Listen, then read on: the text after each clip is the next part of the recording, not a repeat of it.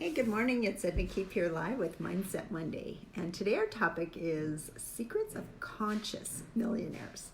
And remember, if you need my help to take you to that conscious level, reach out to me at edna@ednakeefe.com. I love helping people with this kind of stuff. I just had a really great conversation with a lady a couple of days ago. And you know what? I love these Zoom programs. You know, I can talk to people from Australia, Brazil, it doesn't matter, right?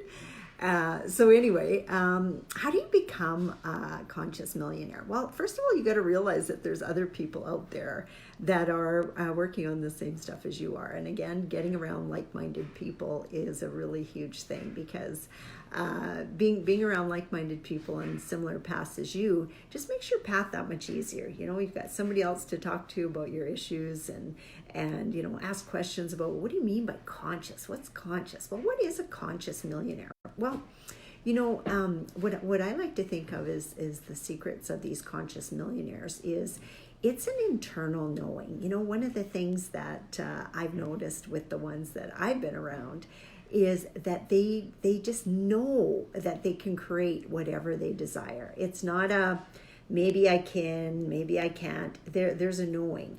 If it's a desire and they want to go after it, it's a knowing that they absolutely can have whatever they go after. Now, here's the key with this is because a lot of people, you know, they think they want something. They think they want that good job that pays them $100,000 a year, but they don't want to do any of the work involved doing the job, you know, like showing up and actually doing the work.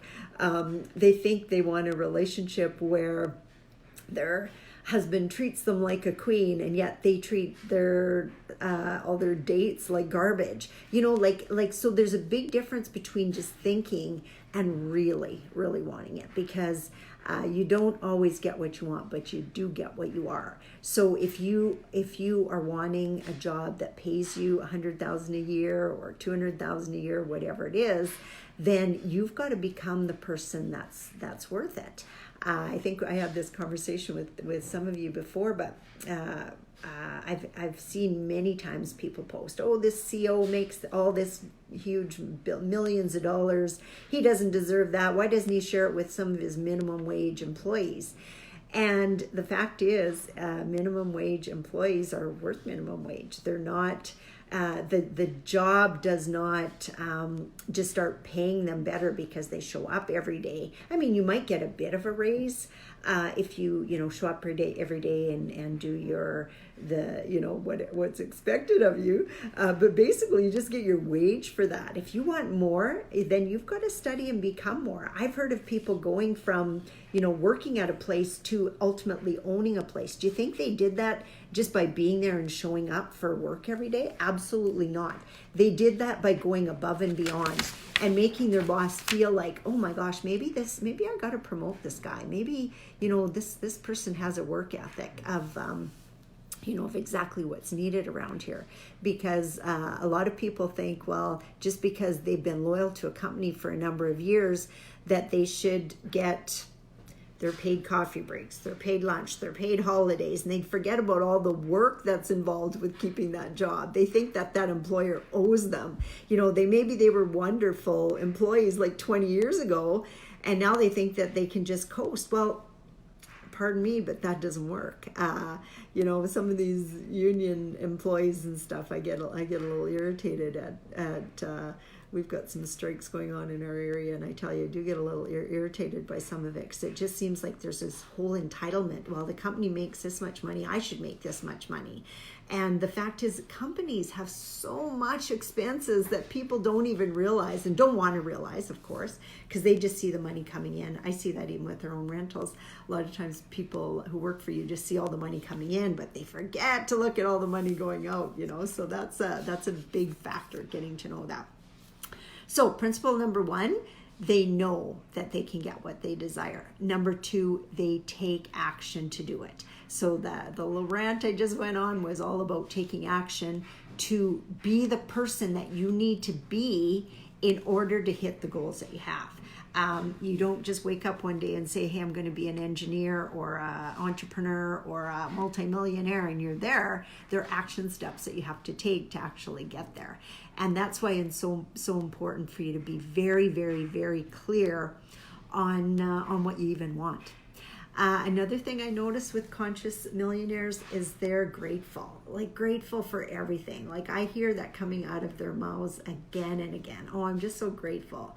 My life is just a charm, and I just feel blessed. And, I'm just grateful to have this opportunity. I'm just grateful to have, this beautiful house. Like they're so grateful. That is a really huge thing because, again, the universe conspires to give you what you want and what you appreciate. So not just what you want, but what you appreciate. So some people, say if you're making $15 an hour and you want to make $30 an hour, don't start, thinking that this job that you're getting paid $15 an hour, unless there's people above you that are making 30, then it could happen. But if everybody above you is making, the maximum is 18, then probably the maximum you could make staying at that job is 18. So start looking and being around people who are making the wages that you want to make. Like there's some searching to do on that. And people nowadays with Google, you can Google anybody's salary or any type of salary, whatever kind of job you want to do, or they all have all kinds of reports, like Richard Branson and Warren Buffett and stuff like that. They'll tell you how much money they make. So those, you can check out that kind of stuff. And if that kind of stuff interests you, you'll be able to tell if it's something that it's for you. And like I even tell my kids, my daughter's going to graduate this year, and she's not 100% sure what she wants to do. And although she has just recently written an essay saying why I chose not to go to university, and she talks about her mom and dad being entrepreneurs and the freedom we have and stuff like that, and how she wants to be more along those lines. And she's had a couple jobs already. She's worked at Dairy Queen, she's worked at Michael's, and she's worked at a Smitty's restaurant, and she loved certain things about every one of them.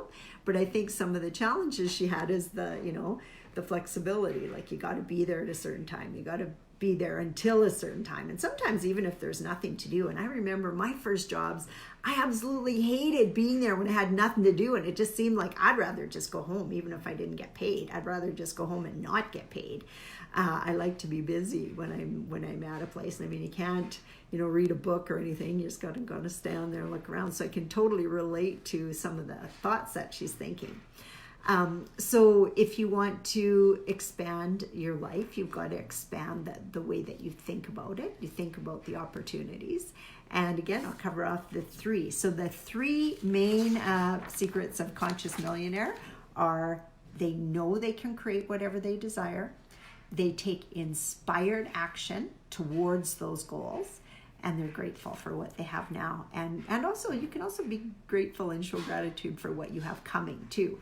And that goes to, they know they can create whatever they desire. So if you're thankful and grateful for it already, then that's just an extra bonus for you.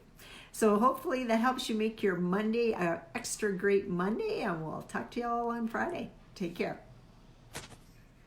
Say hi, everyone. Nice to see you guys on.